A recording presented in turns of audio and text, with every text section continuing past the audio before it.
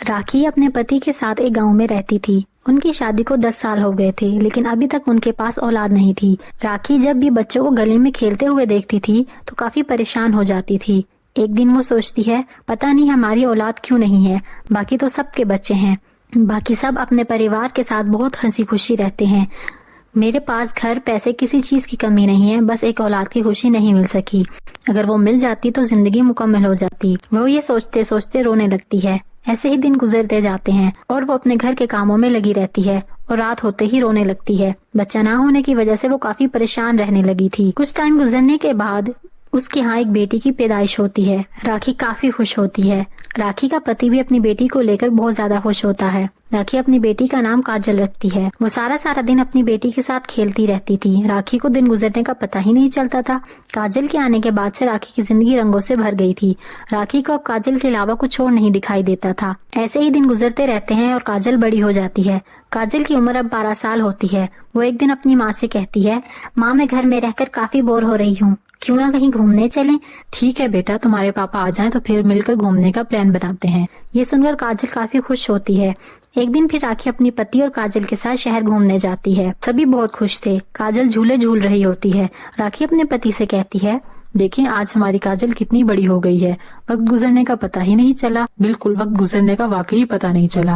और देखो हमारी काजल कितनी खुश है, मैं इसको सारी दुनिया की खुशियाँ दूंगा। दूसरी तरफ काजल खेलने कूदने में मसरूफ होती है तो वहाँ पर एक प्यारी सी व्हाइट कलर की कैट आती है। काजल उसे देखकर बहुत खुश होती है क्योंकि वो बहुत प्यारी बिल्ली होती है। काजल उसे पकड़ने के लिए उसके पीछे भागने लगती है। भागते भागते काजल काफी दूर आ जाती है। थोड़ा आगे जाने के बाद काजल रुक जाती है। वो अपने आसपास देखती है, वहाँ सिर्फ दरख्त ही दरख्त दिखाई देते हैं। वो भागते भागते एक जंगल में पहुंच जाती है। काजल अपनी मामा और पापा को आवाजें लगाने लगती है, मामा पापा आप दोनों कहाँ हैं? इधर आए ना मेरे पास, मुझे बहुत डर लग रहा है। काजल जोर जोर से रोने लगती है। अचानक वहाँ पर एक औरत आती है। वो औरत देखने में काफी गरीब नजर आ रही होती है। वो सोचती है शायद ये लड़की गुम हो गई है, क्यों ना इससे फायदा उठाया जाए। वो औरत कहती है, बेटा तुम इधर इस जंगल में कैसे पहुंची? काजल उस औरत को सारी बात बताती है। वो औरत कहती है, तुम परेशान ना हो, मैं तुम्हें तुम्हारे घर ले चलती हूँ। काजल उस औरत के साथ चल पड़ती है।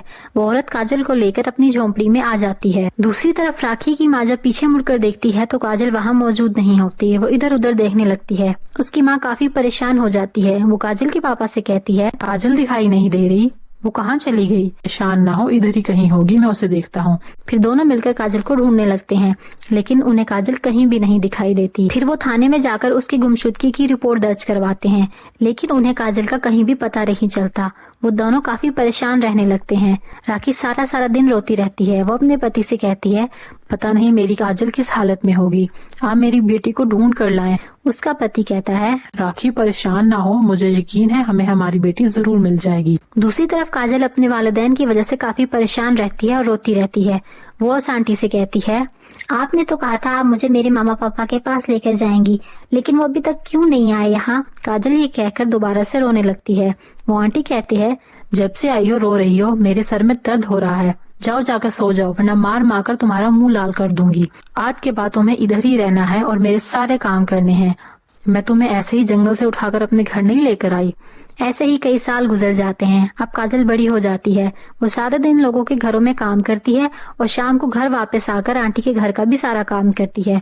वो चुपचाप ये सारे काम कर रही होती है क्योंकि जिस दिन वो मना करती थी आंटी उसको बहुत मारती थी। एक दिन आंटी काजल से कहती है, जाओ कुएं से जाकर पानी भर कर लेकर आओ, घर में पीने का पानी नहीं है। ये सुनकर काजल मटका उठाती है और पानी भरने के लिए चली जाती है।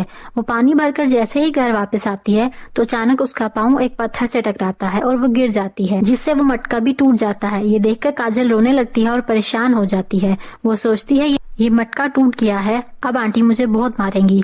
वहाँ से एक परी गुजर रही होती है। वो काजल को रोता हुआ देखकर काजल के पास आती है और पूछती है, तुम रो क्यों रही हो, क्या हुआ है? काजल परी से कहती है, मेरा मटका टूट गया है, अब मैं घर पानी कैसे लेकर जाऊँ? इसी बात के लिए तुम रो रही हो? काजल कहती है, अगर मैं पानी लेकर ना गई तो आंटी मुझे बहुत मारेंगी और रात को खाना भी नहीं देंगी। काजल बताती है, मैं एक आंटी के पास रहती हूँ, वो बहुत सख्त है, बचपन में मेरे मामा बाबा खो गए थे। पता नहीं मेरे मामा पापा कहाँ हैं। पता नहीं मैं उनसे मिल भी सकूंगी या नहीं। तुम परेशान ना हो, तुम बहुत जल्द अपने वालिदैन के पास जाओगी। फिर वो अपनी जादू की स्टिक घुमाकर काजल को एक ड्रेस देती है और कहती है, ये जादुई ड्रेस है, तुम इसे पहन लो। इसे पहनते ही तुम अपने वालिदैन से मिलोगी और इस आंटी को सबक भी सिखा सकोगी। और फिर वो परी वहाँ से गायब हो जाती है। काजल वो ड्रेस पहनकर घर वापस आ जाती है।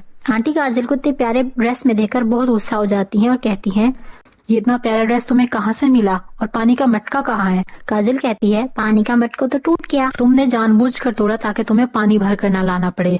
तुम रुक जाओ, मैं अभी तुम्हें बताती हूँ। वो जैसे ही काजल को मारने लगती हैं तो वो खुद गिर जाती हैं। आंटी कहती है, ये क्या हुआ, मैं कैसे गिर गई? फिर वो घर से बाहर चली जाती हैं। अगली सुबह वो काजल से कहती हैं, चलो उठो और उठ के काम करो, 12 बज रहे हैं और तुम सोई पड़ी हो। काजल कहती है, आंटी आज मेरी तबीयत खराब है, आज मैं नहीं जा सकती। ये सुनकर आंटी को गुस्सा आता है और वो काजल को मारने लगती हैं।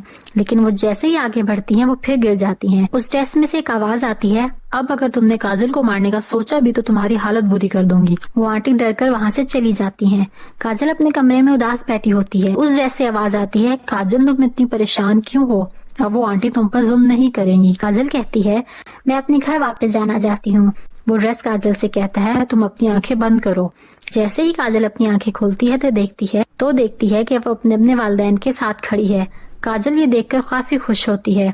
वो अपनी माँ राखी को देखती है जो काफी रो रही होती हैं। काजल जैसे अपनी माँ को बुलाती है तो राखी अपनी बेटी को अपने सामने देखकर काफी खुश होती है और वो फिर उसे अपने गले से लगा लेती है और इस तरह वो हंसी खुशी जिंदगी गुजारने लगते हैं।